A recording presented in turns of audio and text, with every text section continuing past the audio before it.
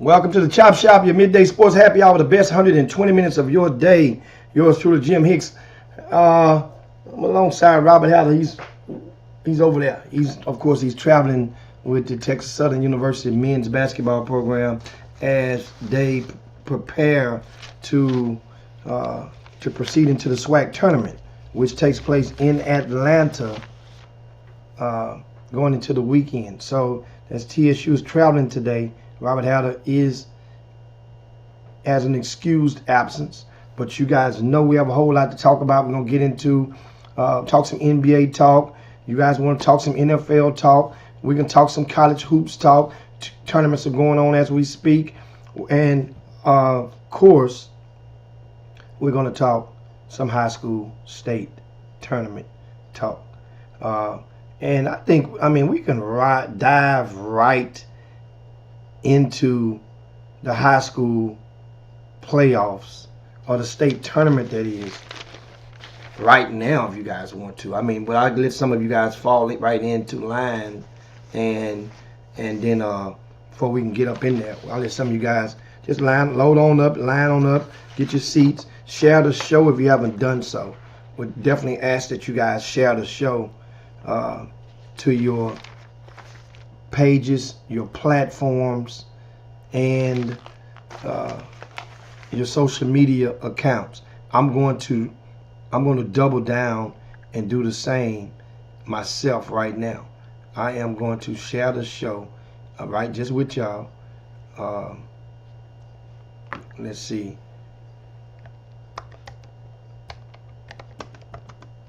I'm sharing it to my Facebook right now.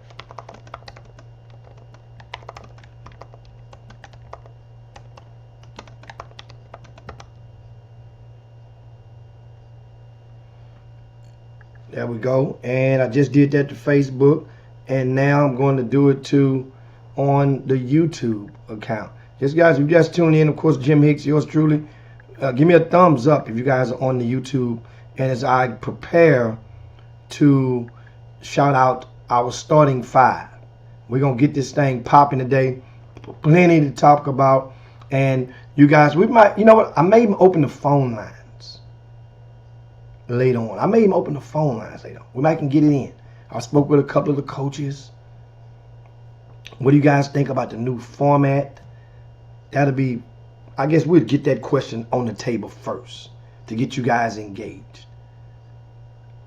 What's the verdict on the Division I versus Division II and Division II, 2 state champions per classifications, all the way down to 1A in the public school or UIL ranks? What is your thought on that? That's one. Let's see. Hold on. I'm sharing this thing on my YouTube account now. Something wasn't going as smooth as it needed to be. So my starting five. Shout out to Daryl Anderson. He's cruising down into Barbados watching the Chop Shop. He and his wonderful, lovely wife. Shout out to Daryl Anderson. Thaddeus Moody. We'll let you see him. We'll let you see the starting five. That way he can screen. Get your cell phones ready. You can screenshot it. That way your people realize that you rocking with the Chop Shop, and you guys will see that we're not just making them up. So there we go. That's Daryl Anderson. He's cruising the seas, headed to the Barbados, down there where Rihanna often roams, which is her home island. Next up, we got Thaddeus Moody. He's watching the Chop Shop from Chicago, Illinois. All right. Congratulations to the Kenwood Lady Broncos. They won the 4A state championship this past weekend. Shout out to them, Kenwood ladies. Now, Kenwood boys is en route to duplicating that feat, from what I understand. up in Illinois. You guys, Moody, you can give me an update and let me know. I know they've been shocking a few people up in Illinois this season. Next up in our starting five, we have Melvin Dews from down in Beaumont, Texas. And of course, he's got a chance to see Melvin Dews this past weekend. Beaumont Westbrook, shout out to them. They were one of only 2 teams from the greater Houston area that won state championships. Kuntz was the other one. Next up, we have Ivan Pettit. He's my starting 5, guys. Shout out to him. And of course, last but not least, in the starting 5, we have Paul Miranda from Dallas, DeSoto, Texas, in the house. That rounds out the starting 5, and of course, we dive right into it. First question I ask you guys: what is your thoughts on the new format? Do you like it? Can you live with? Do you think it can be lived with? Do you not like it? Would you rather, what's your thoughts? And I see a lot of you guys following in. Share the show if you haven't done so. That's we ask you guys to do. If you be so kind enough to share the show. Got a long 2 hours. I got my water right here. And I'm going to keep it hydrated. You guys know I've been working on spring icebreaker stuff. That takes place, Unsigned Senior Showcase. That takes place on Friday. Tips off Friday afternoon. So I get very, my energy level is definitely challenged during this week after the state tournament. So one thing I can say, guys, I will give you my assessment of the state tournament. First of all, shout out and props to the DFW area, and they had plenty of success in the state championships this past weekend.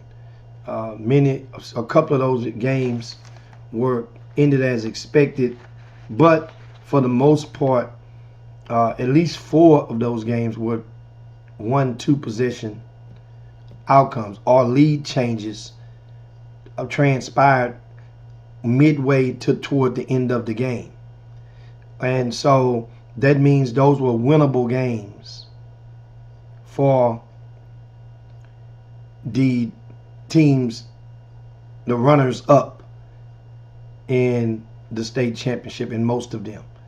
We'll start off, of course, looking at, I guess we'll go from bottom to top. We'll start at the 3A and just go on and let's give Kuntz their flowers as right now. I actually got there and I missed the Kuntz game. I really had planned on being there to support them, but getting up out of Houston and had to take care of some stuff and make sure that everything was taken care of around the house and before leaving, and I missed it. So I did reach out to Coach Jubert the other day, and I applaud, and I'll be calling them again, and once I be able to breathe from dealing with this spring icebreaker schedule, man. But let me tell you something. Zach Sales, he's an unsigned senior over at Kuntz, and he's one of the all-time leading scorers in Greater Houston. Kid has over 3,000 points. That's a hell of a plateau. The all-time leading scorer from the Greater Houston is L.J. Cryer. And L.J. Cryer supplanted Daniel Gibson. So Daniel Gibson's record stood for all the way to L.J. came out in 2020? Yeah, COVID year. Because that was the year that Tremont Mark with Dickinson beat L.J. Cryer and they would have played Duncanville probably at the state tournament, or and it didn't happen. They called it off after the first day or during the first day of action. So here's what we got: Zach Sales, 28 points, MVP. Coons jumped out in the first quarter. Doug Jones watched the game. He was ill, didn't make it this year to the state tournament, but he watched every game and basically took notes and did his recaps from his desktop. But Zach Sales, Mason Donald, they're probably without question, unapologetically, they probably were the best backcourt in all of 3A, basketball this summer. The most productive by far, easily. I say this summer, this season. Mason Donald had 23 points to go with the 28 by Zach Sales. One thing about Kuntz is that I wasn't there.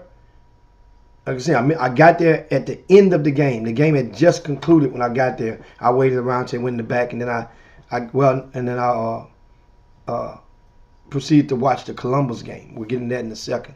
So what I did was, my theory at the Alamo Dome, and I tell people this, I've told several people this, if I was a coach, I would probably dare every team out there just to go. If they want to take threes, I dare them to shoot them.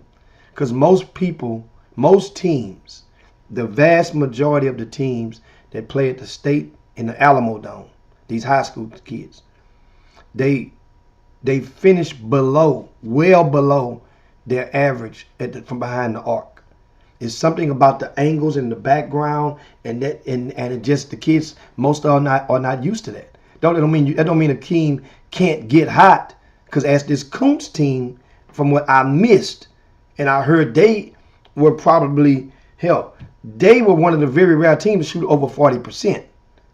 That's great, even not at the Alamo Dome. Kuntz was 11 for 26 from three-point line. 11 threes. That'll break your back. And I don't know, we didn't watch it. Now, compared to their opponent, Paradise High School, they were 4 for 22. Those were the types of stats and ratios that you saw from many of the teams out there. Like crazy missed shots. But then at the same time, as long as you make the ones that count, as in the case we'll talk about Duncanville shortly, that they did. They were horrid from behind the arc. Then all of a sudden, Bug hit 2 back-to-back in the fourth quarter. That propelled them and helped re-energize the Panthers. But back to this 3A game, shout out to Kuntz. Then we move up to Columbus High School. They lost to Tatum. And in that game, I was really anxious to get a look at this young man I had never seen play a game this season. And he led the state in scoring last year and this year. But I knew he was a football star, and I knew football was going to be the primary. And it was kind of like, I see him when I see him, or not. But he averaged 45 points a game last year and averaged 47 points a game this year. 47 points a game this young man averaged. His name is Grayson Rigdon. From what I understand, he signed in football to Arizona State. Grayson Rigdon is going to Arizona State for football, and I watched him. He's about 6'1", strong. He's going to have a hell of a 35-0 game when the years to come. Poised. I can see how he gets it because he plays a smart brand of basketball. Doesn't waste a whole lot of energy on the court. They'll run him off to the far corner, and give it to him wide open, or he get to the foul line a lot. From what I understand, he got to the free throw line 16 times in this game. He missed 8 of them. Didn't have much success from behind the arc as do most. He was only 3 for 14 from three-point land. He took 28 shots. He finished with 31 points. He was 10 for 28 from the field, right? However, combine that with 7 turnovers, frustration mounts at that point. Frustration mounts. Now you start thinking like that. He only had 6 points in the first quarter. And at that point, I knew, because I was thinking, one of the things I thought, and I said to people, well, hell, maybe I might see a record get broken today. You know, maybe this young man might break a record. You know, the record was 50 points in the Class 3A for the most in the state at the state tournament. So, didn't happen, and they got mollywopped, whatever you want to say it. Think about it. Whatever the game plan was against Grayson Rigdon, Tatum executed it to a T. Because, as I said, they were up 20 at the end of the first quarter. Tatum was 28-8. Rigdon had 6 of those 8 points. Well, 5 of those 8 points. And at that point, you can tell the tempo as they proceeded. They doubled up on meaning Tatum High School, doubled up on Columbus in the second quarter. You already led by 20. You doubled up on them, outscored them 22-11 in the second quarter. So then you're up 30 at the half. The only reason I stayed in the game because I was talking with one of the administrators sitting courtside. And we were just talking basketball stuff. And you know, because those type of convos, you don't really get them that often. So we were just picking each other's brain on some stuff. So I stayed there. Next thing I know, it's fourth quarter. And I'm at that point, I'm going to say, well, I want to see how many shots he's going to take and see what he's going to end up with. And then finally, you know, 31 points on 28 shots. But Tatum High School won that game 84-49. So a lot of the points that Rigdon scored was well within garbage time. Well within garbage time. So, but I can see how he gets it. How he got it this season. Much luck to him at Arizona State next year. I'll be watching to see how his football career how it launches off the collegiate ground. Now, we're on 4A now. 4A is when things start to get real interesting. Going into this first game was Wheatley-Kennedale. This was a game that I projected and figured that Wheatley was a favorite to me. That was a game even people in DFW felt that Wheatley, we'll give you Kennedale. That was the vibe was. We'll give you Kennedale, you know. Well, I'm going to tell you, Wheatley, this game had several lead changes in it. And several lead changes. And I'm trying to see how many will lead to be exact.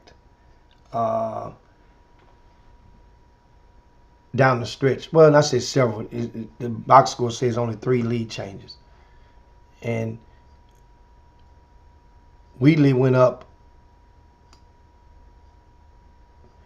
big early. I mean, they were up 23-13 at one point. Kennedale roared back. Wheatley was up, I think, 18 points at one point. And, that was Westbrook that was up 18. But Wheatley was up, and Wheatley had appeared to, you know, Quentin Sanders was their guy. Is the guy from Wheatley. He's going to Dawson Junior College in Montana. He was 9 for 8 from the field. He had 24 points. But the thing that stuck out with Quentin Sanders that was costly, very costly, was he had 11 turnovers. 11 turnovers in a state championship game will hurt. Is not a good recipe for victory. Yet Wheatley still had a chance. They had the lead down the stretch, and And Kennedale, they just showed up and showed out when it mattered most. A team effort for them. And that was the beginning of the end for the Wildcats. And I'm looking around, I said to myself, well, the first-year coach, not first-year coaches, coaches who are at the state tournament for the first time, normally they will be at a supreme disadvantage. That's called experience. You're on the short side of experience under these types of bright lights. And most of the time, if you're smart money, you would go and you put it on the coach that's been there before. Most of the time. It doesn't work all the time. But I'm talking about if you're just playing the odds. The coach that's been there before, it normally prevails. Normally. More times than not, if that makes you feel better. You know, like I said, the final score in that Wheatley game, 69-65. A dismal, uncharacteristic third quarter coming out of the break is what kind of put Wheatley behind the 8-ball. And it gave Kennedale an extreme amount of confidence, as Wheatley only averaged 1 point per minute in the final frame.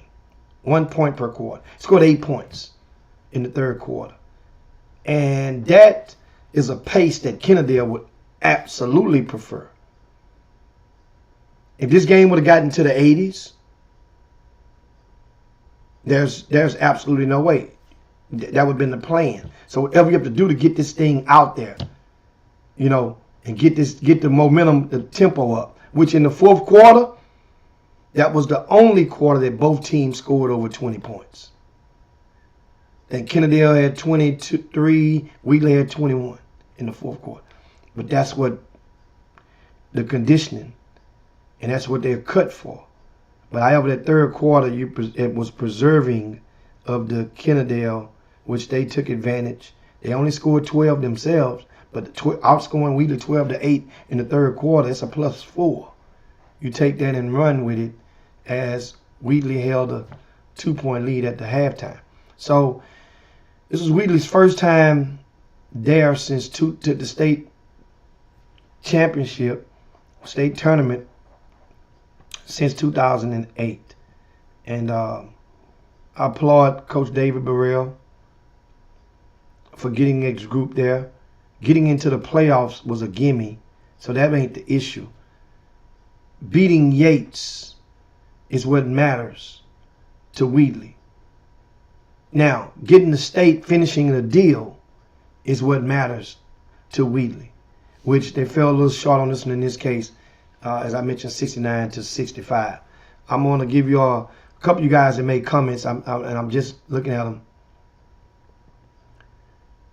And we're going to let some of your comments spark conversation. As you guys, welcome to the Chop Shop. All you guys, Jim Mix, Robert Haller is in transit today as he's traveling with Texas Southern University men's basketball. Melvin Dews was talking to Paul Miranda. And he says, we had the hardest district in the state. Don't think we couldn't have won in any format. I guess that's the 5A Beaumont Westbrook team, which we'll talk about shortly, is and if they would have played Mansfield Summit. You know, that's one of the, for that reason, is one of those games where it's one of those things where we wish we could see Mansfield Summit and Beaumont Westbrook. You know, we wish we could have seen it. You know, in basketball, it's not football. I get it. You know, you don't have football games last 2 hours and 30 minutes. So I you know, I get it. It's basketball. Kids can play 2 basketball games in the 24 to 48 hour span. So, speaking of Paul Moran, he said he's against it. He doesn't like having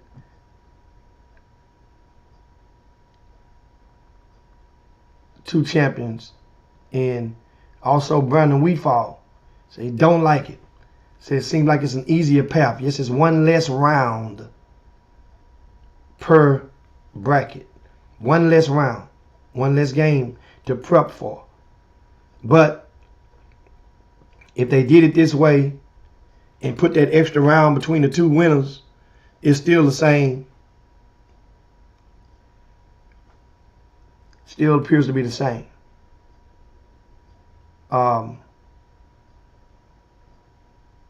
Thanks, Thaddeus Moody, for giving us that info about the Chicago up in Illinois in their state tournament. It resumes tonight, right? In the super sectional, Mount Carmel versus St. Patrick's, 6 o'clock, followed by Kenwood and Rice Township, 7:30. That's up in Champaign, Illinois, where they have, the winner of that game would then go to the Champaign for the state tournament, the semis.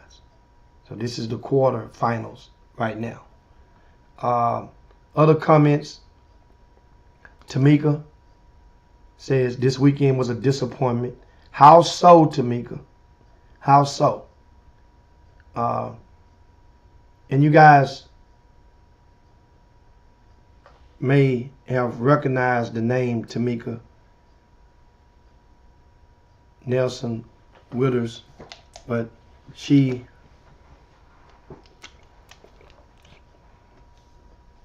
was the significant other to Walter Yates Jr. Guys, so you guys make sure you show her love and show love and respect on the feed. That's Tamika. You guys can follow her, and she still follows the basketball team. And so when I asked her to explain, she gave it to us. She says all team Houston team was short. Yeah, well, that's a conversation that we're going to dive into at the top of the hour. Right?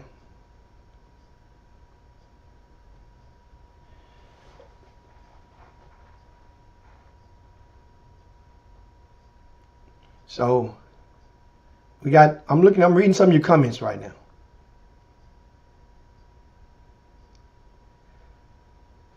This really comes. I see Carlos is on here. Carlos say we want to talk football. We're going to talk some football shortly. A lot of stuff. Probably save some of that football till tomorrow with Hatter. Good grief. NFL is rocking right now. All these different, it's jumping right now. Chicago, the Chiefs, the 49ers, the Raiders, the Steelers in rumblings, just to name a few. It is jumping. And somehow Dallas Cowboys will find themselves very relevant this time of the year in contract talks. Odyssey says he thinks the refs had something to do with these close Houston school losses. Well, let me educate you guys how the referee situation went.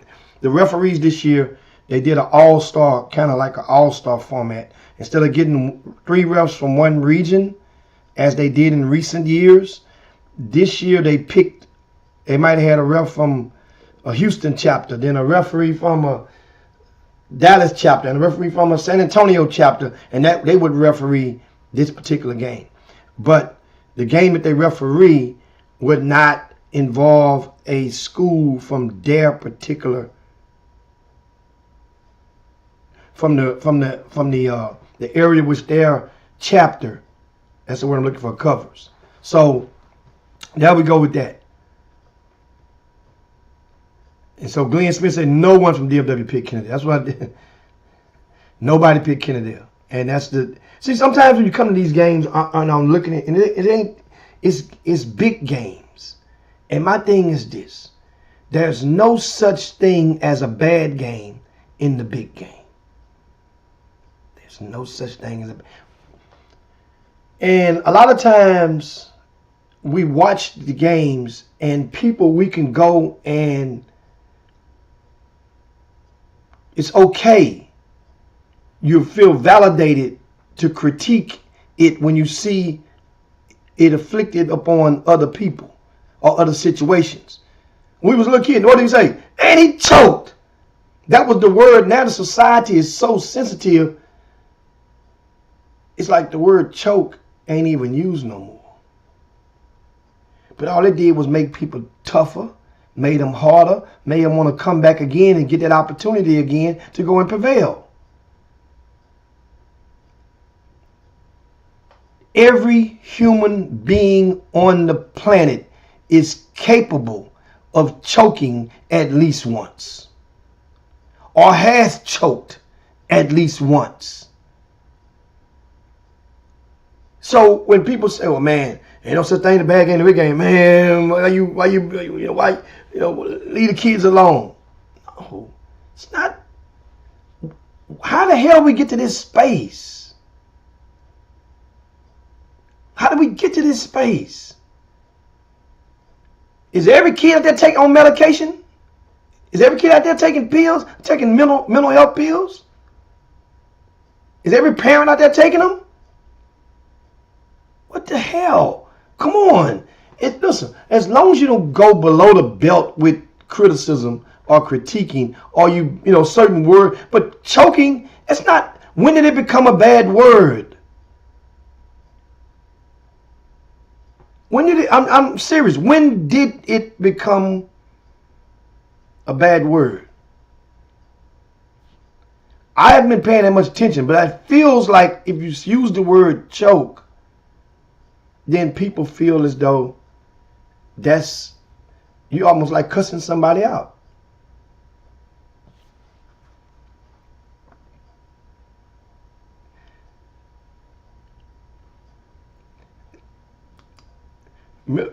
Mr. Bourne said he liked the two division because for years they've had to cannibalize each other in Greater Houston. No way 3 HISD schools make it if not for the split.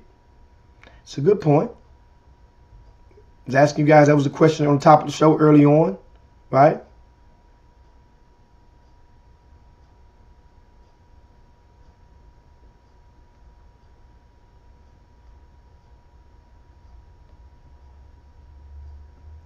And looking right now, Mr. Williford, what are your thoughts about the early favorites for your teams to see in Houston for the next season? There are a lot of movement that will happen, but a lot of promising underclassmen in Houston. Of course, we're getting right in, Mr. Williford, and let me see. I'm writing this down. Top teams in next season. Ms. Williford, I got it on my notes, and I'm going to address the question. Matter of fact, let me.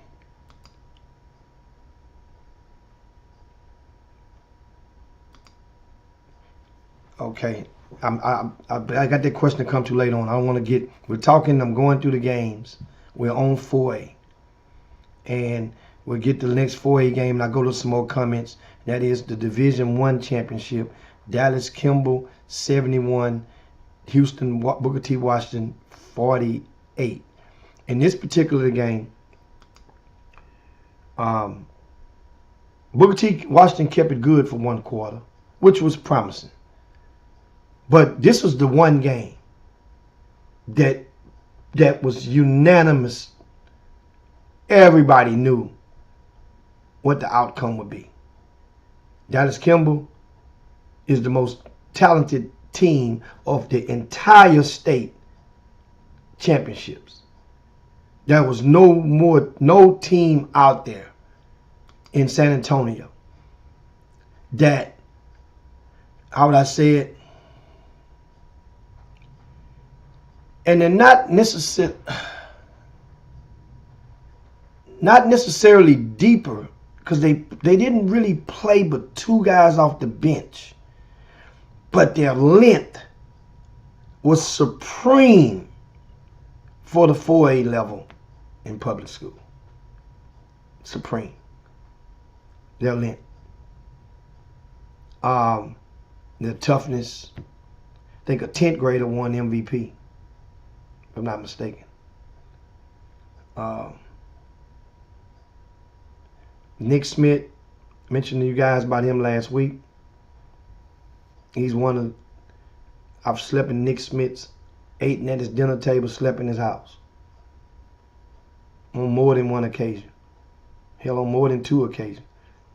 Me and Nick Smith, we go, you know, we got that Shreveport, Louisiana connection. We good. We broke bread many of times. Matter of fact, after the game, guess where I was at? I was over there fellowshipping downtown with the Dallas Kimball, Snoop Johnson, his father Gorey, his brother, and also Nick Smith and his staff was up in there as well, and some more. It's relationships. And Nick, well deserved. They nicknamed Nick Hollywood, y'all. They call him Hollywood. Nick Smith changed clothes about 3 times. Maybe 4. From the time he walked in the building with the school, Nick might have changed. And by the time the nighttime came, and we saw him at the place downtown, Trist, Nick might have changed clothes 4 times. Hollywood. And he invites that alter ego. That's his kazoo, like on Fred Flintstone. Hollywood. Everybody in Oak Cliff, they Hollywood. Whether he's at, wherever hanging out, that's Hollywood Nick. And those kids, remember I say it all the time, kids emulate whom they idolize. And you see some of that swagger, it spills into the way that team plays, that Nick Smith's team plays. And then the community support, I've seen the community support in various variations before. So that's neat. That's not like, you never seen that light before, that of them supporting Dallas Kimball basketball. But it's definitely something special, based on the hand that they're dealt with for its resources within the school district. It's a job well done. That's supreme. When they did the realignment last year, people were penciling Dallas Kimball already in. So so Dallas Kimball's like a free space in bingo, right?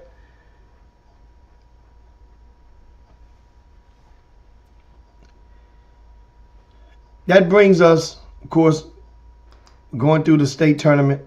We did the 3A. We did all the 4A. Next up, we got 5A and 6A. 4 games took place.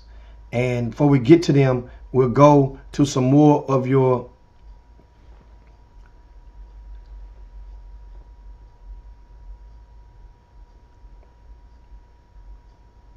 your statements. I see Reverend Mike Lindsay up on here, my right-hand man. And so,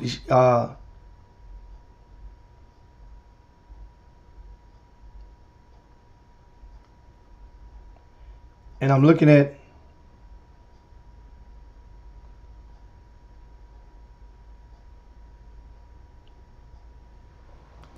Mr. Williford gave some intel. That Kennedale always had quality talent and coaches. 2004 class, at least 4 college players. One of them went to SFA and one played on the Loyola Chicago 2019 Final Four team. Right? Remember I asked the question, how did we get here in the space if you just tune in to whereas people are reluctant to use the word choke. When did our society make us feel that we are in compliance and that we must feel like we have to ban the word choke? Is that so? Should the word choke, are we not supposed to use the word choke anymore? That's the question that I'm posing and asking you guys. And I'm dead serious. Because I mentioned in my statement, ain't no such thing as a bad game in the big game. Right? So are we? And here's one comment right on cue. Mr. Bourne said, we got here because there are more weak ass parents out here than there are of us.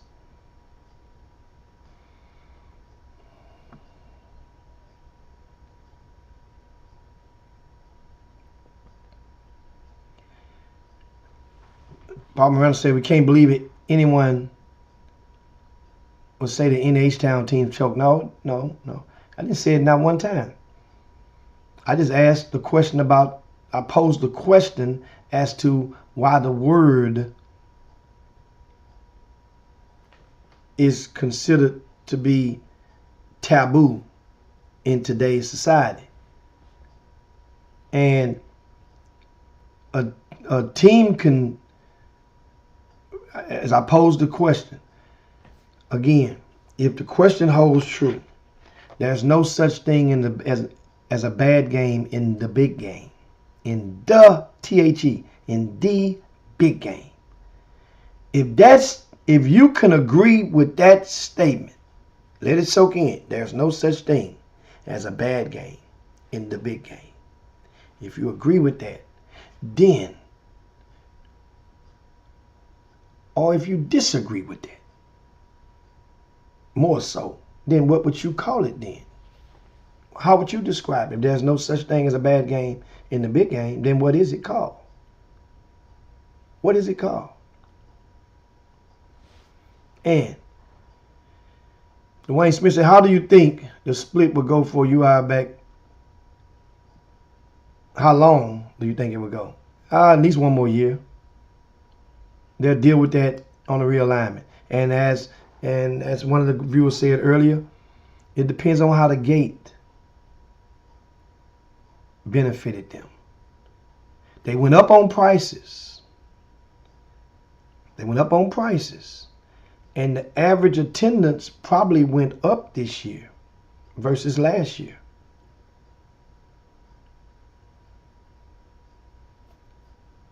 So, they lose on hotel nights, but it's really not the same because many people opted to commute based on the time that they played. A lot of parents did turnarounds, and if you came before, you almost were playing iffy one way or another. I don't know if we win this game, I'm gonna stay, but if we lose this game, of course. So the hotel, the hotels, that means the visitors bureau from San Antonio is probably gonna take a bite. But that ain't the UIL's business. They can care less about seriously, as far as the revenues generated off the hospitality commission and whatnot from San Antonio. That's part of the deal you signed with them. But nobody wants to stay. We did our part. We put the bin on, So I don't, for that reason alone, economics, I don't see it going back no time soon. If people didn't like it, you can speak with your pocketbooks. As I tell you guys all the time, with anything as a consumer, if you don't like something, you show it by not attributing your dollars towards it.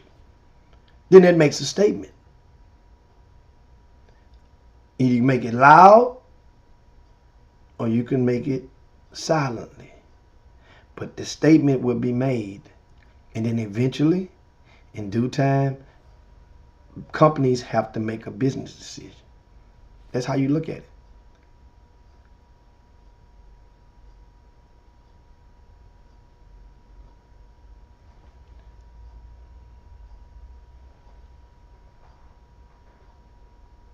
Now, I'm reading some more. Get back. That's enough comments. And we we're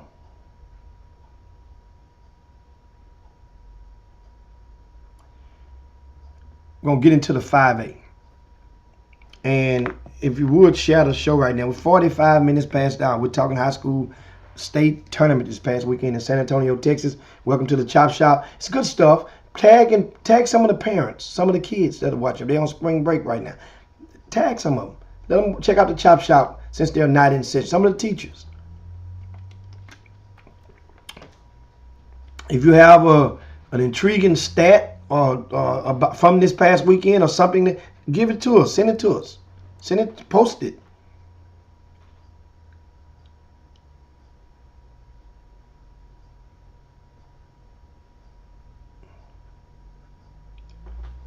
Now,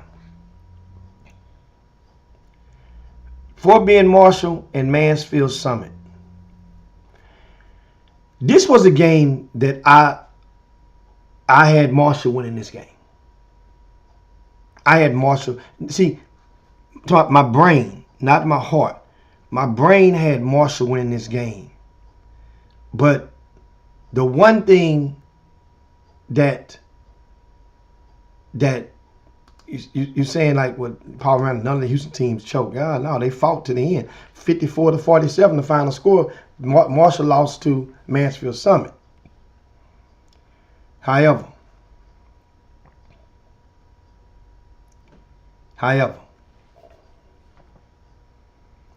if I tell you that the leading score for Thurgood Marshall and the leading rebounder for Thurgood Marshall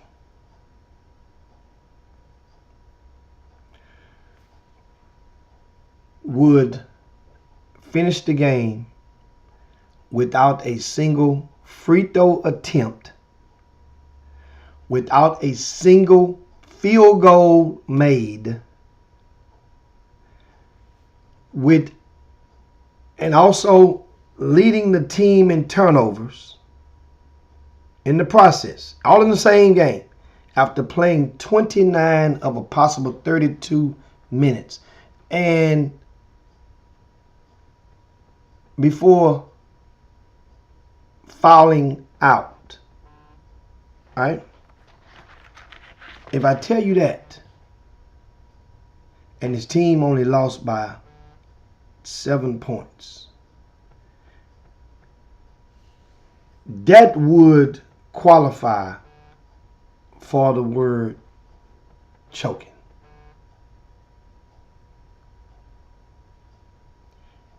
It's not meant in an attack. That's what I'm saying. Somehow people have made the word seem like it's a bad word, like you're cussing somebody out. Like choking is the equivalent to some people to somebody white calling you the N word. Choking, I mean, guys,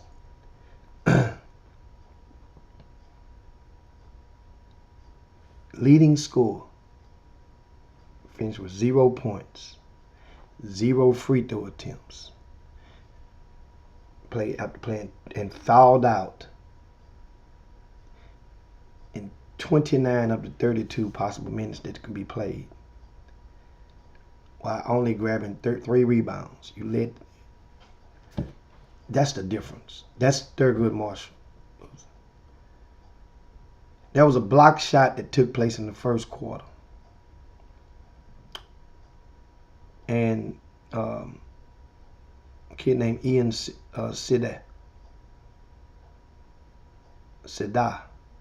from Mansfield Summit.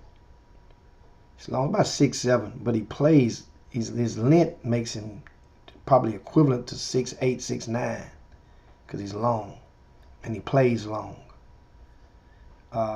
Kevin Sargent is about 6'5".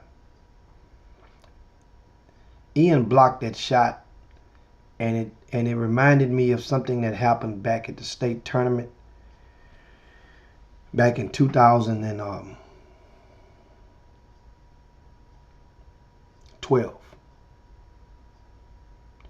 Hightower was playing Flower Mound Markers. Now, mind you, both teams back then in 2012 would have at least one player who would proceed to go and play multiple years in the NBA. Flower Mound Markers had a young man named Marcus Smart.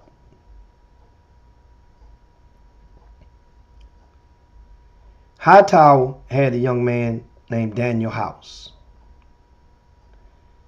In the first quarter of that game, there was a point near the free throw line where Marcus Smart, knowingly or unknowingly,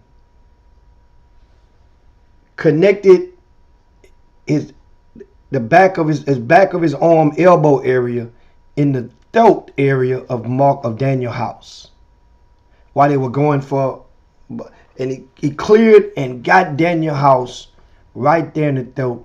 That moment on, Daniel House proceeded to basically not score. He only finished with maybe 4 points that whole game. You guys can look it up.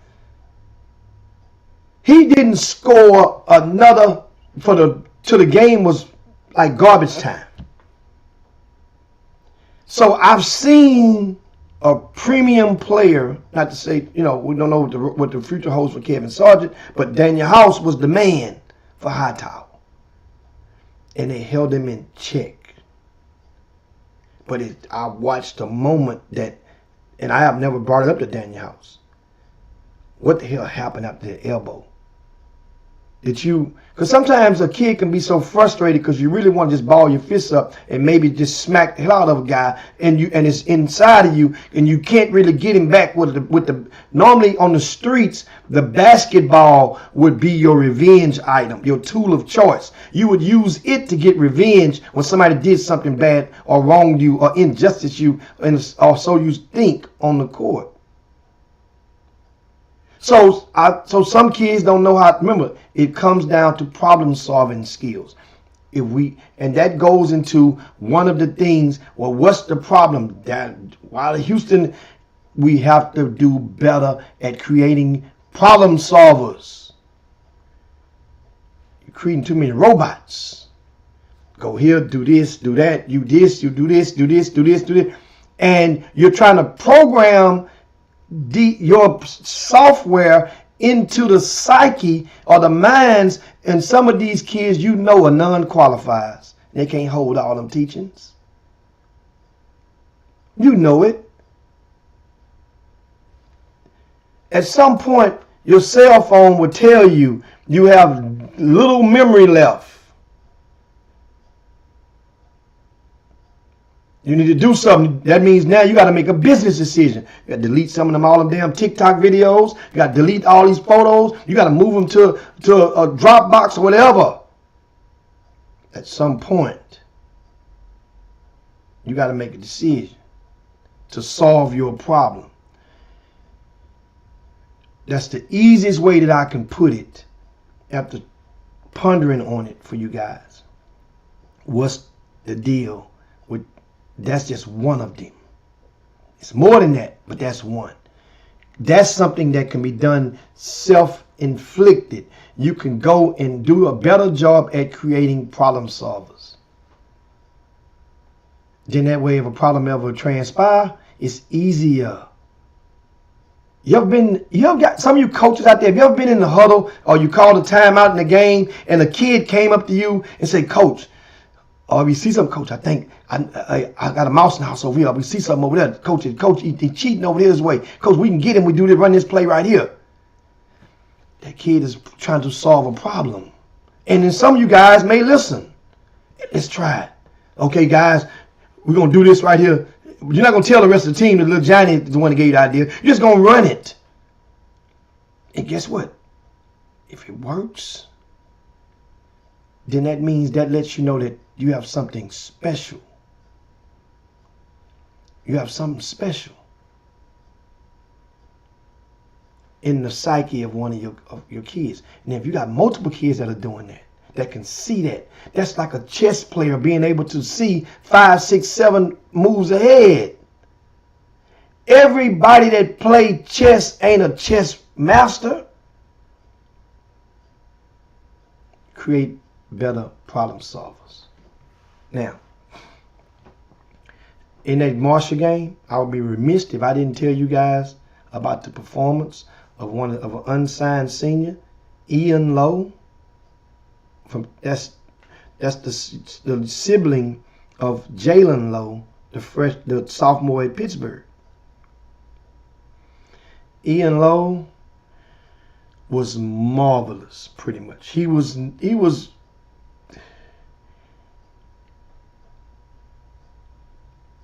flawless, but boy, when that game is over with, if you're going to lose, I say it all the time, get paid. People are paying. They're paying to see you get paid. And getting paid doesn't necessarily mean you got to score a lot of points. That means when the game is over, the opponent, the opposing fans would leave that game with a newfound respect for what they witnessed you produce. And then they go, and you know the most common question when people leave at the state tournament, and who was he signed with? Nobody. What? You know, man, I can't believe that. Man, and so then you have to explain, well, Ian Lowe has been winning, I would say, he's probably won 85 to 90% of his games every game that he's played over the last calendar year. His grassroots team was Fam Elite. They started their season off at the at the spring icebreaker. They won 7 straight games at the spring icebreaker last year. Won first place. And went on to play in the summer on the Puma circuit, and where they were a winning program there. He goes to Thurgood Marshall, leads them. He's the primary on-court problem solver. And they go and proceed to win over 30 games while losing only 3. So in due time, there's going to be that combination, that formula, that A plus B equals C. There's too many college coaches out there that would be willing to take a gamble on that, regardless of how tall he is or not. Just based on some things on paper are too good to ignore. The what if is too good to ignore. So, Ian Lowe finished with 28 points, a game high 28 points on 9 for 17 shooting. He had all 8 of his free throws. He might have been the only player in the whole state tournament, the higher classification, that shot 8 or more free throw attempts, didn't miss one. Might be the only one. That just know how focused he was in that game. That's a description of him. Focused. He was focused. Got into a little bit of early foul trouble, chased a few fouls, managed to bounce back from it before eventually fouling out. Couldn't really guard that officiating crew, that combination of 3 individuals on that particular game did not do Thurgood Marshall any favors. Any favors. Mansfield Summit shot 39 free throws that game. Thurgood Marshall shot 20. That's 59 free throws attempted in that game. 3 players from Thurgood Marshall fouled out. 3 fouled out, guys.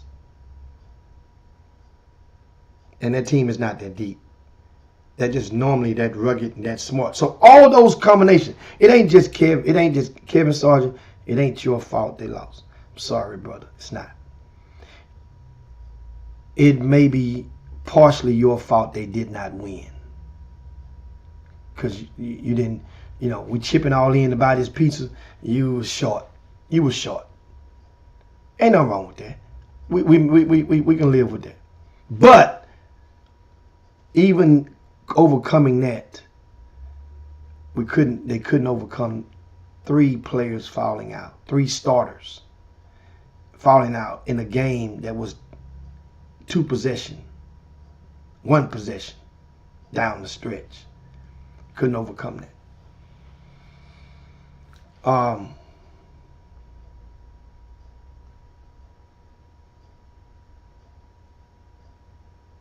Doug Jones gave us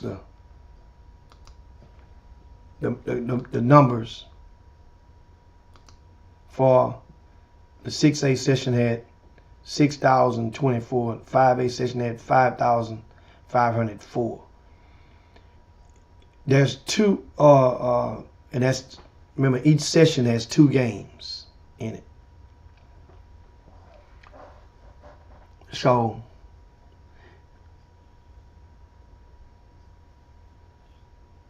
just curious to the rest of the numbers, what they did last year, those 6A and 5A, and even 4A, if you want to put them, bundle them together. Somebody can do that homework. I'm just really curious. Thank you, Ms. Jeffrey Clayton Walker said it's a choke by definition, nothing personal. No, definitely not nothing personal. People want us to change our vocabulary just so it can calm their waters. I mean, I don't use it. It's not a derogatory term. The context of using it is not meant to mean that you're like the worst person in the world. No. And so there goes Robert Hatter. He's listening to y'all. He can engage with you guys now as he's traveling with TSU men's basketball. Now it's top of the hour, guys. We did it. 3 minutes past the hour. Make sure you take out the time to share the show. If you haven't done so already, share the show to your time, to your group. It's time for me to share it as well, as I'm about to do right now. I'm about to share this show. I'm sharing it right now to the Twitter. And then I am about to share it to my Facebook page. And we are recapping the state playoffs. And I need you guys to, that's what I'm saying, I'm asking for your assistance. Share the show with me one time. Let some of the other people know there are people out there that played and kids played in these high school playoffs. Let them come and engage and let's exhale and let's engage in this conversation. It's coming. But first, we got 5A Division I championship to recap. And that is Beaumont Westbrook versus Birdville out of the Fort Worth area. And this Birdville team was, at the end of this game, they were 35-3. Westbrook was 37-2. Westbrook had not lost a single game that their star guard, Elijah Garrett, that he had finished. They were optimistic. This was one of those games on paper, just like Dallas Kimball was a free space in bingo. Well, this is supposed to have been a free space in bingo for a lot of people we thought down there. We figured, hey, this Westbrook will get this. However, Westbrook did go up 18 points and then turned into butter in a hot skillet. Gave that lead all the way back. But they prevailed in overtime, 63-57. Beaumont Westbrook. They are the 2024, 2025 state champion.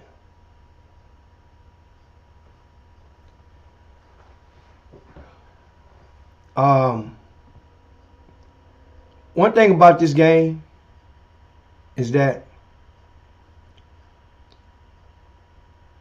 most of the time, the star player, in order for his team to win, he must rise up and shine. And a lot of stars did rise up. A lot of them. You know, for the most part, rose to the top and shined. And win or lose, your star is expected to meet the expectation or the descriptions that are, how would you say, the resume that was placed, that preceded him before somebody watching them play. In this situation, Elijah Garrett, he's in 11th grade. He finished the game with a high of 26 points on 9 of 16 shooting from the field. He took 11 free throws. He hit 7 of those. He had 6 rebounds, 5 assists, 5 steals. Only 3 turnovers in that win. Elijah Garrett, still, you know, of course, this summer is going to dictate the direction or the level of his recruitment and or his NIL bag. He's expected to suit up with the JL3. He played the 16U last year. Played his grade. Played 15U the year before that. And so for people that, I guess you can use Elijah Garrett as exhibit A for all of the people who feel that every kid got to play up. Elijah Garrett didn't. Elijah Garrett been winning. He's been winning this season. And the thing about it,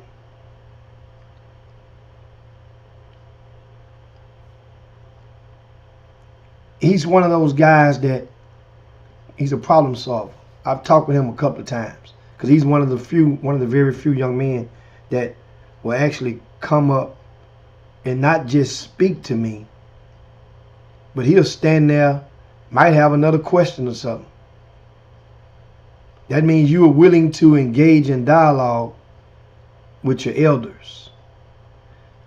Most young people are very intimidated from talking with their elders. Most of those young people can't even look you in the eyes. You saw so many of them, you know, I know I'm not joking. They'll look down. You talk to them, they're looking down. They're looking down. And you almost got to tell them, young man, raise your head up when grown folk talk. Don't do that. Don't submit yourself like that. Teach these young boys, take their head up and look you in the eye. Paying attention to people's eyes, you can really sense some things here and there over a period of time. So Elijah Garrett was a man for the most part of that game. When there was players on that court that when they needed, Beaumont Westbrook needed plays, he made it. Remember, that was a time they were up 18. They could have turned that 18 into 30, but they allowed that 13 to totally evaporate. And once it happened, doubt start to set in. Fear start to set in. Frustration was setting in.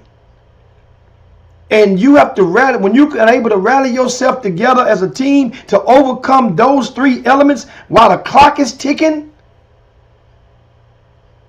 you damn near ready for the world. You damn near ready. Those are problem solvers.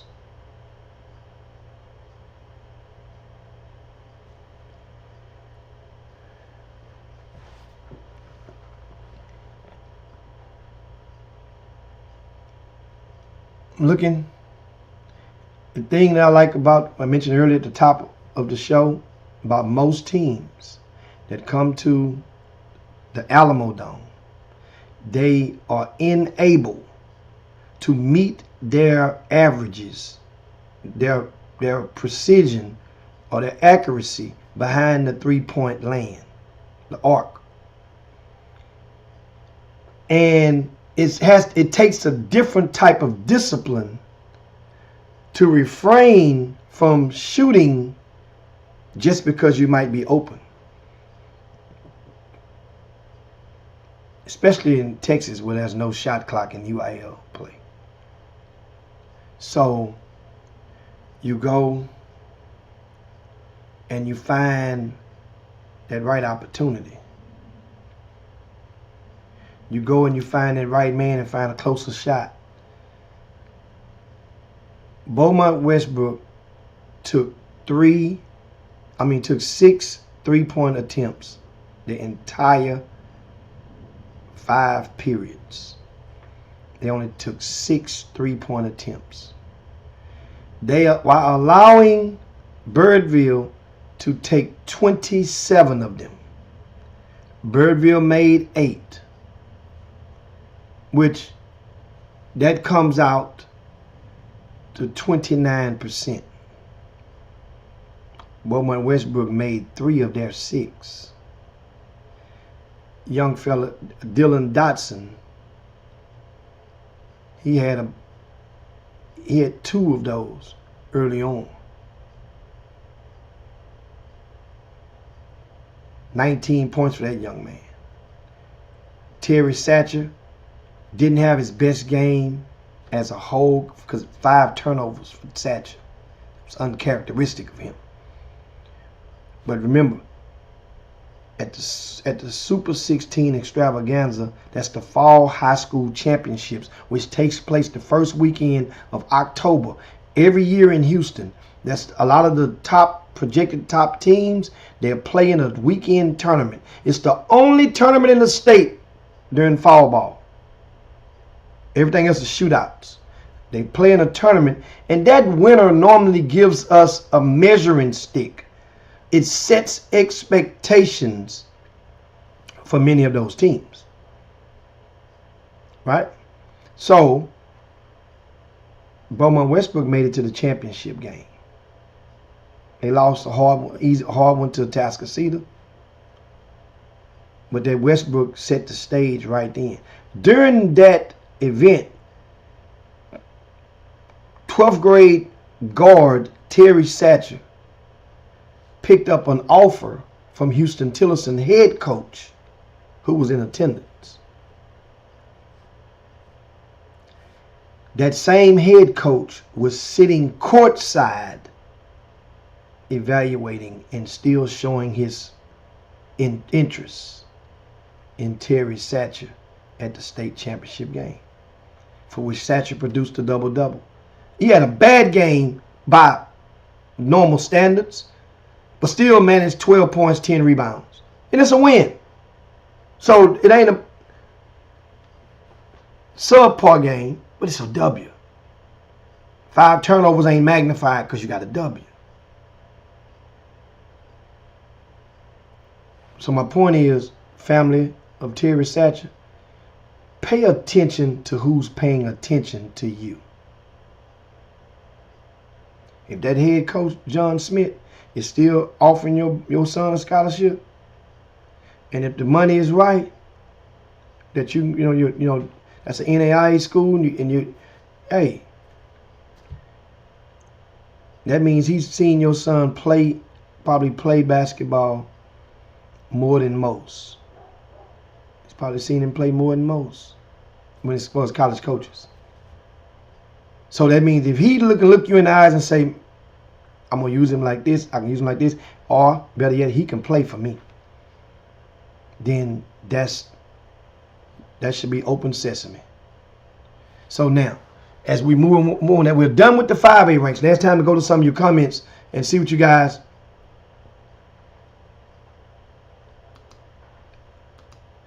have. Glenn Bishop says, can you repeat the results from the state championship. We started it with 3A. Glenn, Mr. Bishop. Kuntz defeated Paradise 67-41. Tatum over Columbus 84-49. Kennedale over Wheatley 69-65.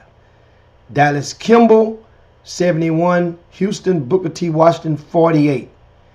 Mansfield Summit 54. Thurgood Marshall 47. And we just mentioned Beaumont Westbrook 53 and Birdville 57. That game needed overtime to conclude. It was the only overtime of the day. Now, that brings us to the 6A games. And we'll get to a couple of comments. And we have a good question, right? Great question. A couple of questions we'll throw up first.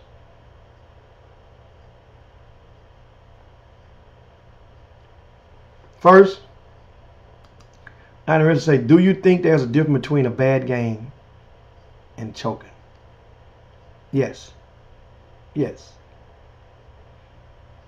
I think there's a difference. Now, Mr. Coach Lionel Reynolds Jr., do you think there's a difference? I think it's a difference, and after your answer, then I can dive in deep into it and explain how I feel there's a difference between having a bad game and choking.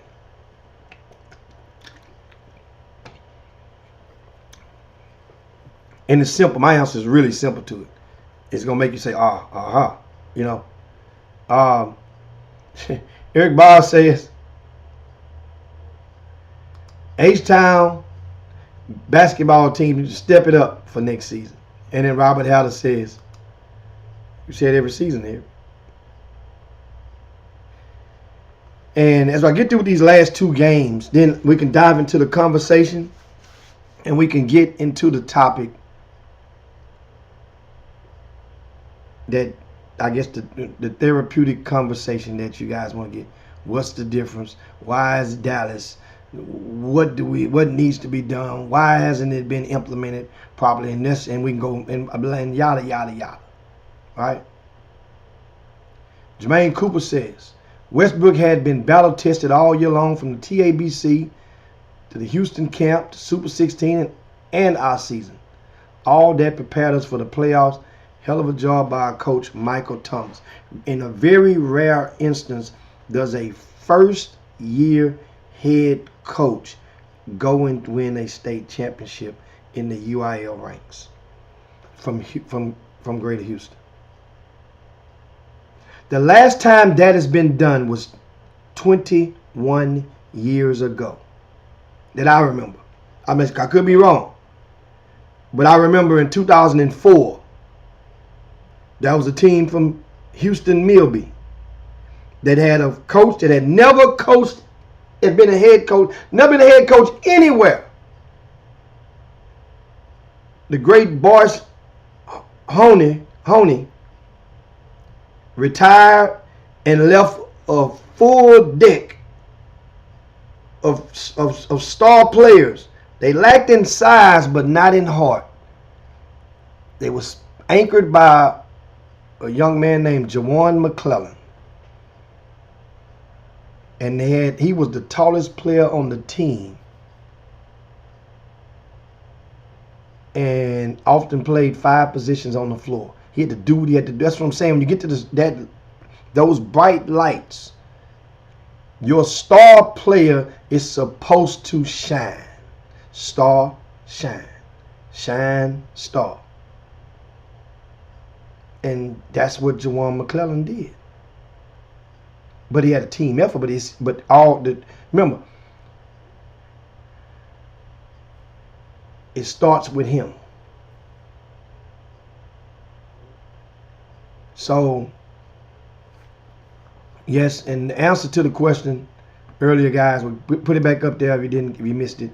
Do you think there's a difference between a bad game and choking? And Coach Reynolds says yes, he thinks it's different. I answered earlier, yes, things different. I would go and dive into that question now real quick before we can proceed with the last two recaps of the Class 6A. The difference between having a bad game and choking, guys, is that choking is very rare. It's not applicable in a win. Remember that. That's my answer. Choking is not even, you can't even, it don't even apply if I won the game. So I can have a bad game and win. I can have a bad game and lose. But I can't choke and win. That's my difference on how you use the word. So when a person says a person choked, that normally gives you the belief and understanding that their team lost the game. You get it? Team lost the game. Man, he choked. But all of you say a person had a bad game, that don't necessarily mean they could have won the game. That's the answer to that. So now, now let's go to the 6A. First of all, whoa. We got Michael Thomas. I'm sorry. This is third. I forgot about the Temple and the Ozan. Got dog at Ozan. That's right. You that just got that's right. That's right. He's the last head coach at Ozan. And the head coach at Temple. There we go. So that didn't happen. Erase that last part. He goes into the different category like many of those guys that were there, not the first year head coach, but first timer. That category now. As the head coach from Bel Air, first timer. Katie Jordan, first timer. Westbrook, first timer. Wheatley, first timer. Remember, Washington is an asterisk because the head coach on paper, he was just that. It's not. He made all of the ultimate decisions when it comes to paperwork and different things, but coaching and on hands, everybody knows that it was Jermaine Bird, and before then it was Mark Polite, and so everybody knows that. So you give an asterisk on that one, leave it alone, run with it for things that you don't live in Houston, you don't understand. That's the difference with Booker T. Washington. Because Jesse Shelton is not a first time. He won a state title back in that same 2004 year with Jones High School, featuring a young man named Daniel Gibson. And also another young man who watches the Chop Shop often, Doug Smith. He was the original Big Doug. He's a football Doug. And Doug Smith was on that team. Actually, Doug Smith hit the winning putback at the buzzer for Jones to win that game. But now back to these recaps. 6A, Denton Geyer, 48. Katie Jordan, 47. Denton Geyer, 48. Katie Jordan, 47. That game there was another heartbreaker because I felt that was a pick'em. That was a pick'em. Even before last week, people asked. I said that's one of the games that was definitely a pick'em, and it proved it at the final margin.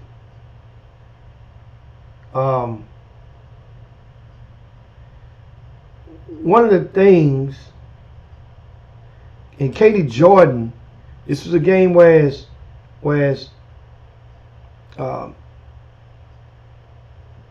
was a game of runs. And in the third quarter, Katie Jordan scored 16 straight points. And they went up, I think, by 5.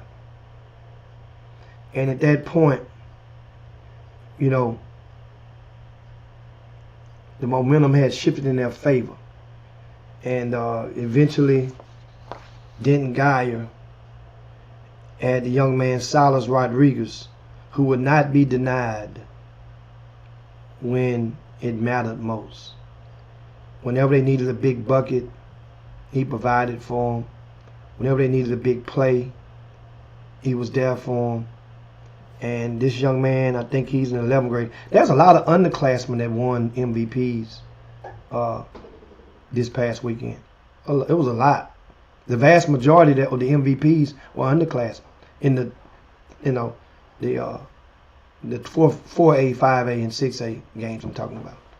But Silas Rodriguez, man, he finished with 20 points. And to lead Denton Guyer as their star player, Jordan Lowry, he finished in single digits. But he had remember, 8 points, 10 rebounds, 5 assists, only 1 turnover in 31 minutes. This game here, I told you guys about the 3-point line. And Denton Guyer was 7 for 17 from 3-point land. That's 41%. That's that threshold. 40%. You almost got to shoot that to have a chance to win at the state tournament. But it's fool's gold because Katie Jordan took 30 3-point attempts. They took 30 3-point attempts and only 3 free throw attempts. Only 1 player went to the free throw line from Katie Jordan the entire evening, that is.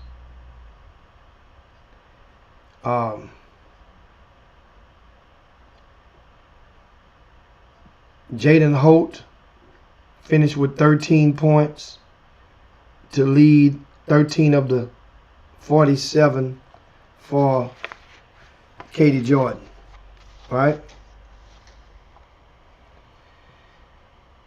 Jude Olukin, 11 points, 5 rebounds for Katie Jordan.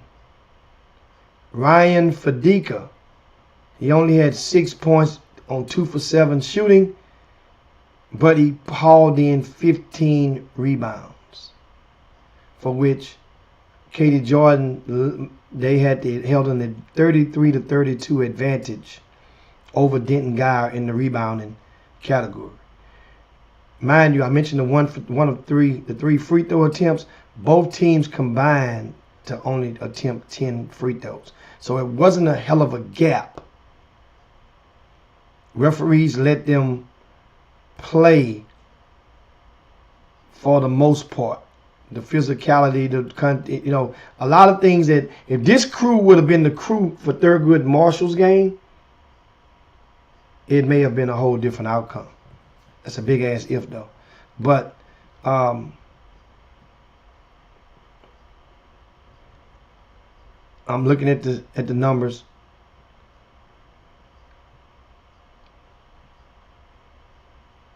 And Elijah Black, he was the primary defender on Jordan Lowry. And so he got 2 early fouls that completely put him it prevented him from getting into that normal competitive rhythm. So mentally, you have to be able to solve those problems when you get back to the court, because you don't want to turn 2 fouls into 3 fouls, 3 and then 3 into 4. So that can mess with you in the psyche, and it can make you become a tad bit short of what you're trying to do or what you're capable of doing because you're consciously aware that you're in foul trouble.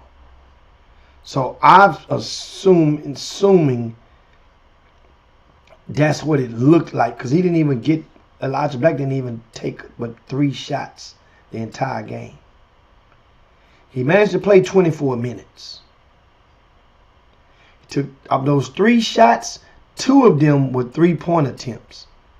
Normally Elijah Black can get to that cup, catch you slipping on offense, on defense, give you a quick, has a quick burst that he can get right by you and get to the rim and finish. Or he can go to from the left side and get to the right side and finish. Normally get right up under the free throw line and give you an elbow jumper. He only had 1 attempt inside the 3-point arc, while finishing with only 2 points, 2 assists, 3 rebounds. And still, despite all of that, when he was on the court, Katie Jordan was a +8. That's the highest plus or minus of any player on Jordan's team. But they needed more. They needed more. And that's the thing.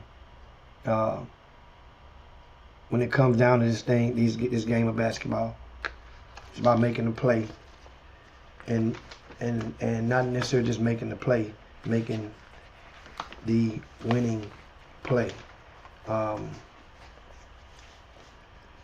Tough loss right there for Katie Jordan, man, because that was a very winnable game. Like I said, I'd rather get beat Booker T. Washington. I'd rather beat Booker T. than to beat Katie Jordan. Booker T, they know they got their ass whooped.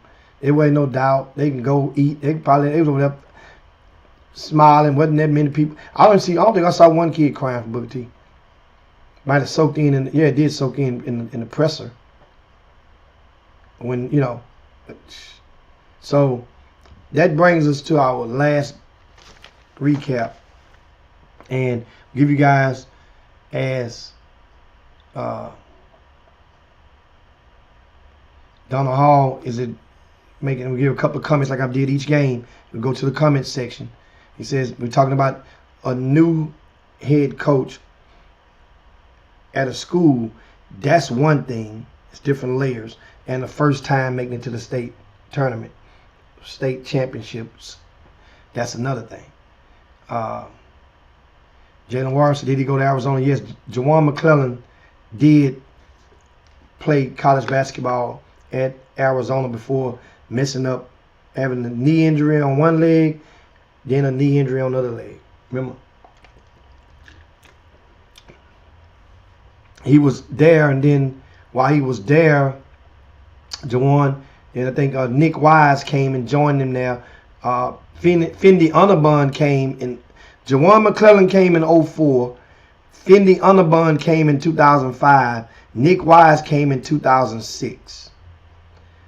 And Josh Pastner was the common denominator for those 3 players, which ironically, all 3 played for the Houston Hoops, Nike-sponsored program, who was founded by Josh Pastner's father, Hal Pastner. So that was a connection, a pipeline. And remember, to go even further than that, in case you guys forgot, I'm just how deep, and so what you wondering how Josh Pastner, we get back to the things, but you want to throw a little educational session in there. Josh Pastner was on staff at Arizona. He got a commitment to Arizona in 2003. That's the year before Jawan McClellan. He got that commitment from Indy Eby. He was arguably the top forward in the United States of America. Everybody thought he was a lock for Duke, that Duke was the inside lane. And I remember the presser like it was yesterday at Westbury Christian High School. He had the 4 hats on the table. Everybody did the hats. And he messed around and picked that Arizona hat up and pulled the move, and people went bonkers. Wasn't no internet back then like it is now. Phones calls started ringing all over the place. What the, went so shocked the world. Wasn't really a shock to us in Houston because we knew Josh had been working him and his family. And his sister Cheesy and his pops. But then Indy Eby pulled the move on Alabama. On Arizona, whom he had committed to and signed with, and then later would announce that he's not going to even go to college altogether. He's putting his name in the draft. And Arizona fans were livid. They were pissed. Indy Eby had two of the most thick and passionate fan bases at the time in college basketball. He was public enemy number one to both of those. But Josh Pastner got stripe on his sleeve because he backdoored that with Juwan McClellan, Fendi Onabon, who ended up playing football at Arizona and had a cup of coffee in the NFL as well. Fendi Onabon did. And then Nick Wise came. That was a good 4-year stretch that propelled Pastner into being named head coach of Memphis. Truth be told. Which Josh Pastner never, I don't think he ever signed another player from Houston out of high school from the rest of his coaching career. He was close. He really wanted Snap Peters. I don't know what happened. Snap was a late qualifier, I think. I don't know what happened, but he really wanted Snap Peters. He loved Snap Peters. Josh Pastner did. Now, let's get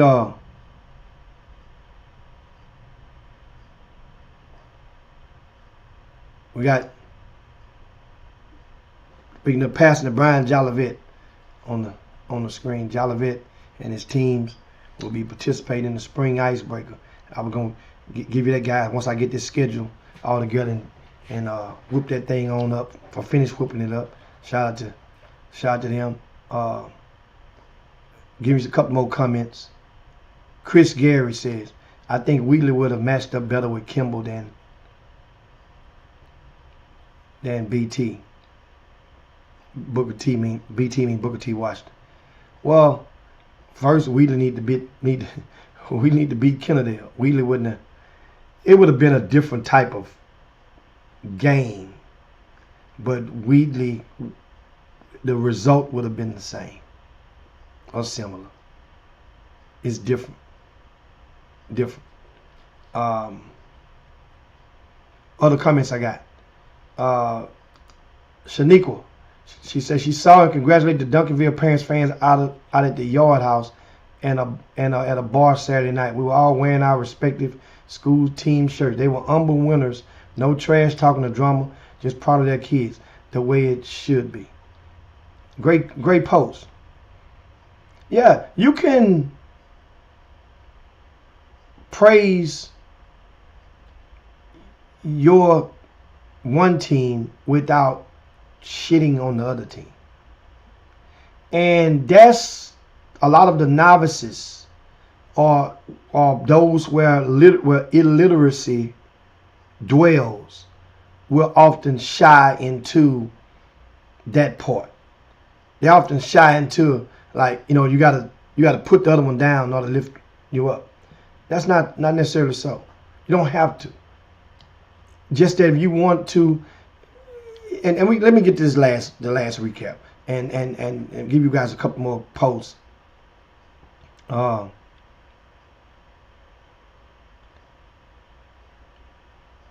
Josh Carter said, Kimball could have beat any team up there, no matter classification. I'm a Booker T. Washington fan. Yes, absolutely. But even DFW knows that. They know that Kimball was the most.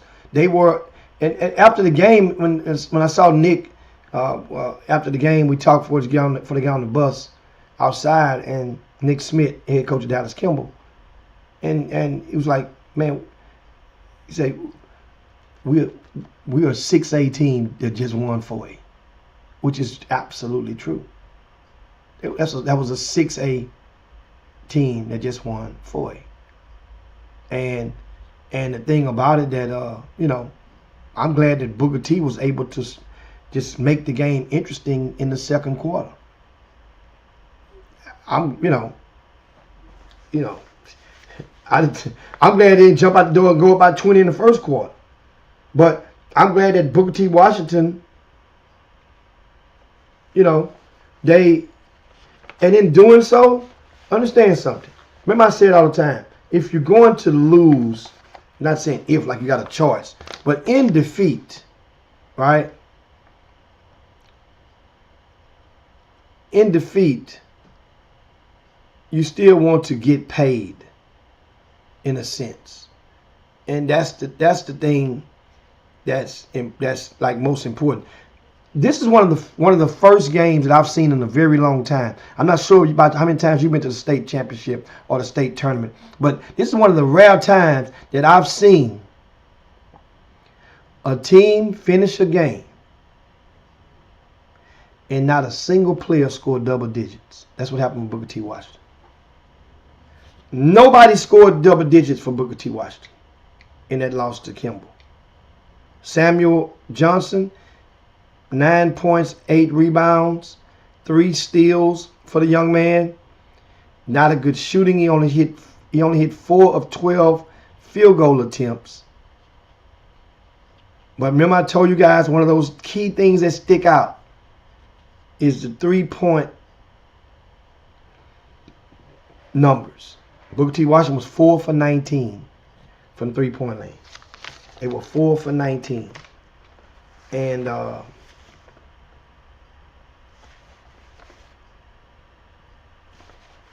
in case you were wondering about Wheatley, they were 5 for 24 from 3-point lane.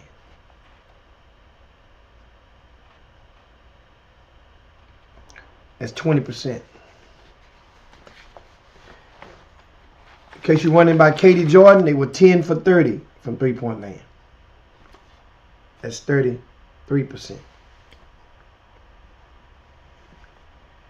That brings us to our last recap, and that is Bel Air and Duncanville. This game here, I broke it down last week. And I thought this was even though Duncanville would be slightly favored because of experience of the head coach, and they have a built-in incentive, and that is after last time being there, you were stripped of your title and having to engage in litigation and legal bouts with the UIL. Head coach David Peavy probably could not have been more highly anticipated for a moment to come than he was here. And all you have to do is feed some of that. Let your players smell some of those fumes. That's all you have to do. If they can see what you're feeling,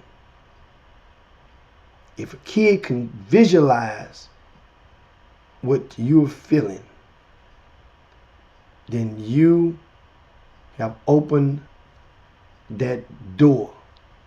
You have released the parameters from which they can be mentally confined, that they cannot do so. And that's one of the things, when it came down to it, you know, players make plays. Now, Duncanville won this game by only 2 points, 54 to 52. A game in the 50s, that tempo. First of all, let me give you guys a disclaimer.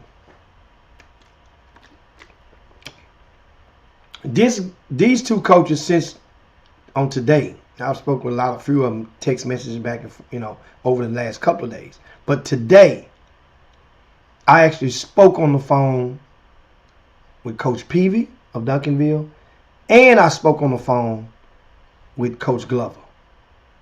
I hadn't spoken with either one of them since after the game. I was supposed to go and get with Coach Peavy after the game and his folks after the game, but I messed around with them guys, and I didn't make it over there to them. So, and I can tell you pretty much what one of the things that I asked both of them was, it came down to a play for that where Bel Air had the chance to tie or win, and Bel Air, Coach Glover confirmed that he called that play. Matter of fact, I'm gonna let you. No. You guys got to share this show because somebody got to get this. I'm about to give you guys. Share the show. I'm about to tell you guys how that last play came into existence. What inspired, what made that happen. And now I understand. I have a better understanding. Just because you understand don't mean you have to agree. I understand.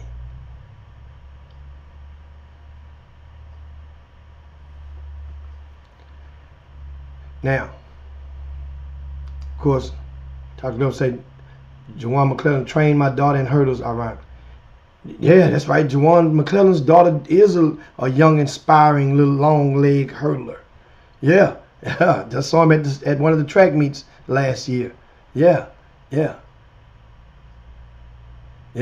She run those hurdles, man. Yeah. I'm looking at some of the comments, give you guys, as I do all the time, giving you guys.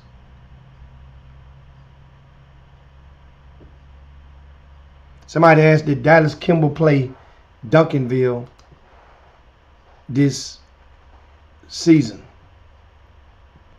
Yes, they did. Kimball beat Duncanville by 1 point this season. So Kimball and Dallas Kimball did play, but that was like the first weekend of the season, something like that. So yes, they did play. That's to answer your question. Now,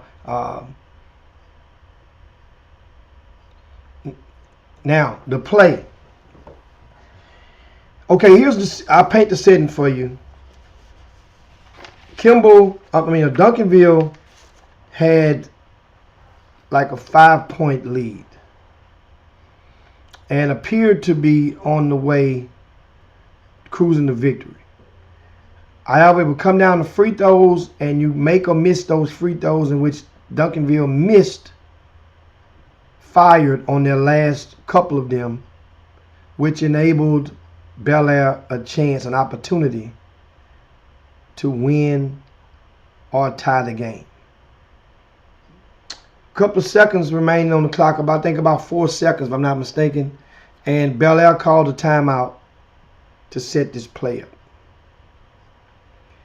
Now, Bel Air star players, I say all the time, if you in defeat, you must eat.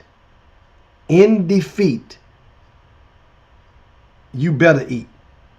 I'll put it like that. In defeat, that's some t-shirt material. Where Gary at? Gary, that might be some t-shirt material. Just got to get a little logo. In defeat, defeat, you must eat. That means if your team is going to lose, your ass better eat out there on the court in some form or fashion. Sheldon McClellan has been playing some really supremely great brand of basketball in this postseason. I mean, the best string of games that I've ever seen him play in any phase. He's been doing it here. I mean, in the postseason. Sheldon had 25 points, 15 rebounds, and he suffered a mild ankle injury in the second quarter.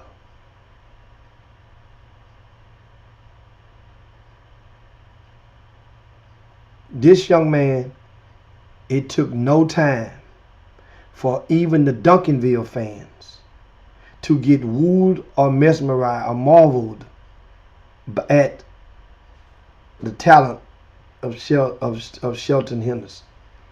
It didn't take no time. It was Duncanville. You know, sometimes you pay your money to see what's all this talk about. Let me see this little talk about this old kid. He did whatever he did to San Antonio Brennan. This Duncanville. It didn't take no time. Shelton scored 8 of the first 10 points. Shelton went and got rebounds that were way out of his range.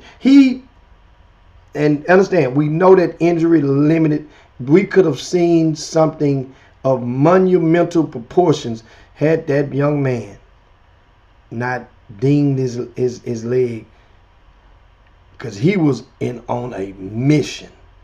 He was eating. Now, this last play.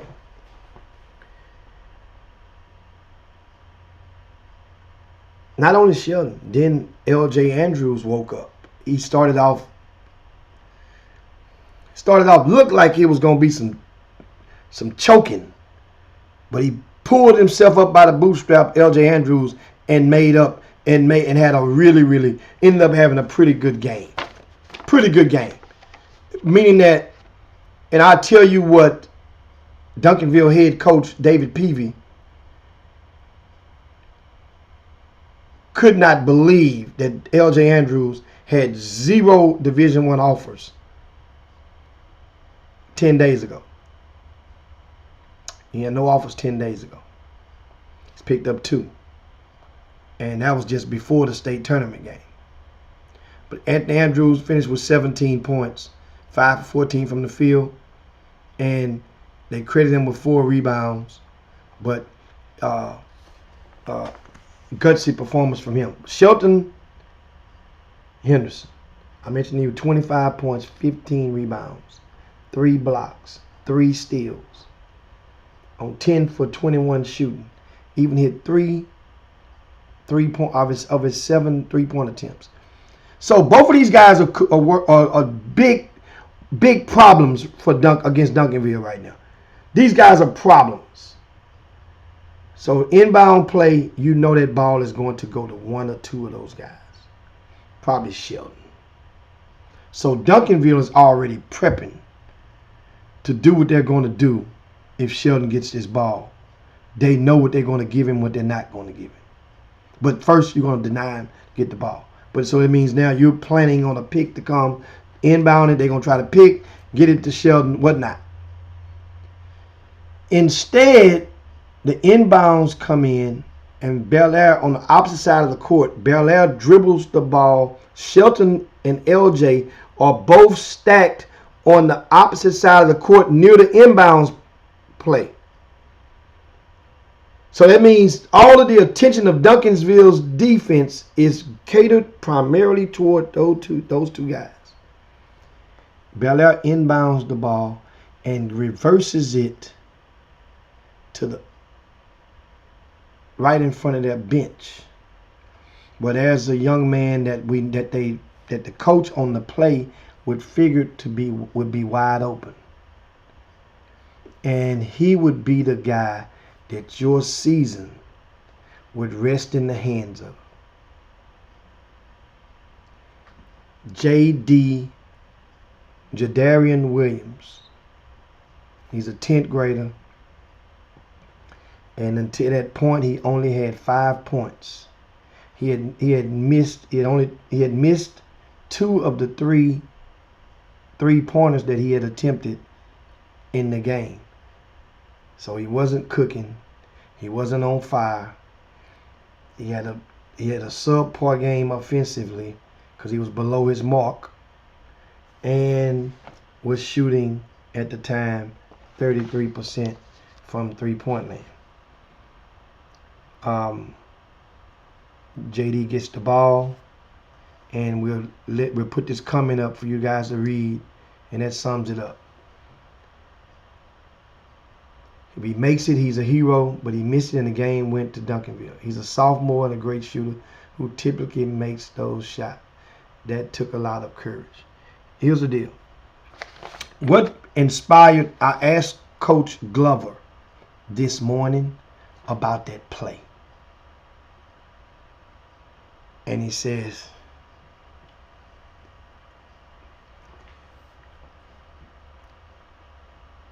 Glover says he had prepared for this moment, or he thought he had,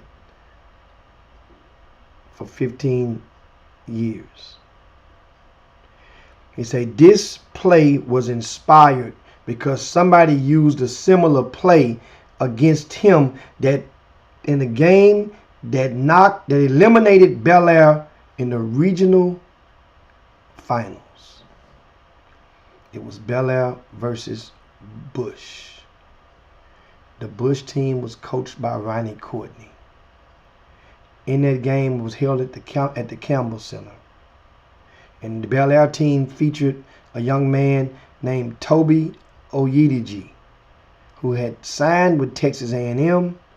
He was arguably the best player in the state of Texas, high school player, prospect. And that team, that Bel Air team, came out of the inbounds. Ronnie Courtney had two of his stars that lined up side by side or doubles, like a side stacks. And all of Bel Air attention was going toward those guys because you knew one of them would get the ball.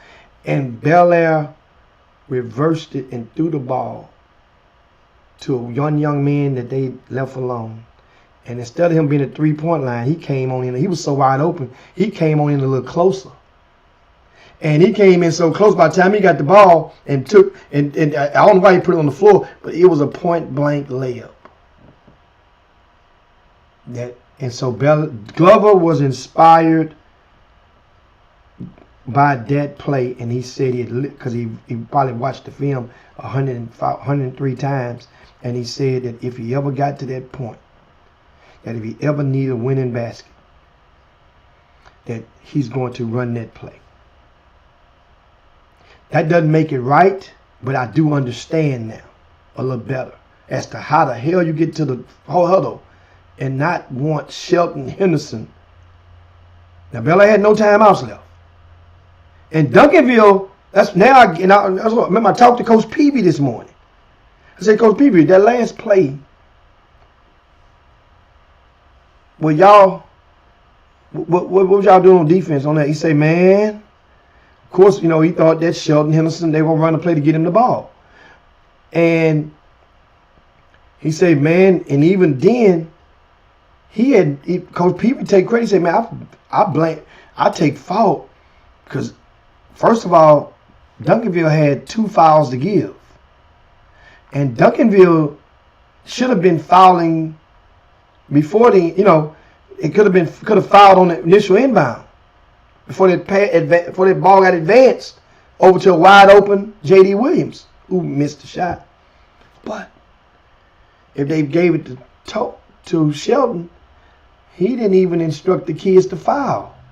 So you would think that if the ball did come into Shelton, they were going to foul. Then that was going to take a second off the clock. Then they were going to foul again. Yeah, it took another second off the clock. So now you got 2 seconds left. And that's what I'm thinking. But, of course, Coach Peavy said of Coach Glover. And I want to make sure he told me to share this with you guys. He says, of course, he has a lot of respect for Bruce Glover. And he went to a place that I didn't even know. And shared me a story. I just sum it up like this. That was Coach Glover was the very first coach in Houston to look out for him and show him love. Him meaning David Peavy. Back in 2005, when he was named head coach of Hightower High School. Was it 2005? No. Well, up in that time, after 2004 or whatever, around that era, because DJ Augustine came out in 2006. Played for Coach Glover at High Top. So he said playing versus Coach Glover was special for that reason, man. He's always, man. They good like that. And Coach, and this is one other thing that Coach Peavy says. I'm quoting him right now. He said, Bel Air won the game plan, but we won the game. He said they did a super excellent job, they meaning Bel Air, of containing, of keeping them in that score down, keeping them limiting their opportunities, as keeping them honest on the glass, regulating. He said, man, if you'd have told, think about it, Duncanville scored 50 points, 54 points. And I'm looking, there's only one time this entire season that Duncanville had been held to under 54 points. And that was on January the 4th. They lost to Gilbert Perry 72-51. And Coach says, Coach P went on to say, this by far is probably his least talented Duncanville team that he's ever coached. And yet they matched the results of his best team that he's ever coached. They're state champions. So I leave you guys with that. And I thank you guys so much for tuning into the Chop Shop. But I have to really get back on track and get involved with the schedule and with things for the Spring Icebreaker. In case you don't know what I'm talking about, say Spring Icebreaker is this right here. That event takes place this weekend. Awesome event. If you guys got a team you want to get in, I might can make room. But I'm talking about and I got a big surprise. I got the Unsigned Senior Showcase on Friday as well. We do have about 12 spots left for unsigned seniors. It's that time. This is one of those events where you can't afford to miss the Unsigned Senior Showcase. If you're an unsigned senior, I'm telling you guys, you cannot afford to sit this one out, especially if you live in Houston. If you started on varsity, there's going to be multiple college coaches there, guaranteed. Don't mess this opportunity up. My job is just to present the platforms for you guys. You got to perform, right? And I'm looking at some of the comments, and Wanda sums it up good. At the end of the day, all these kids played some hell of a ball. Straight dogs. Gave us some great memories. Great comment. Great comment. Great comment. So once again, I'm gonna go and get ready to land the plane, guys. It's time to slide down Dino's back and yabba dabba do this thing. Got much more. I give some more afterthoughts, or if I have time to see you guys on tomorrow. If not, then Wednesday for sure. But I look to just probably touch in with you guys. I know I'll be right. The schedule for the Icebreaker, in case you don't know, is going to be released Wednesday night. Spring Icebreaker schedule, Wednesday night, the schedule will be released. And I do know one thing that I can assure you. No team will be in the gym all day on Friday or Saturday. Not a single team will be in the gym all day. I guarantee you that. I'm going to make this schedule favorable to teams because it's spring break. Some of these kids can get out and go walk the carnival at the rodeo. They can go to the beach and get some of that dirty water, whatever they want to do. Or they can go have a picnic in the park. They can go sightsee around H-Time, parents.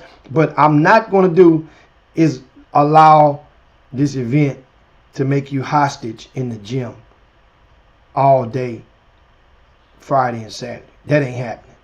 So one for that. Guys, I thank you for everybody tuning in. Make sure you share the show on your way out of the door.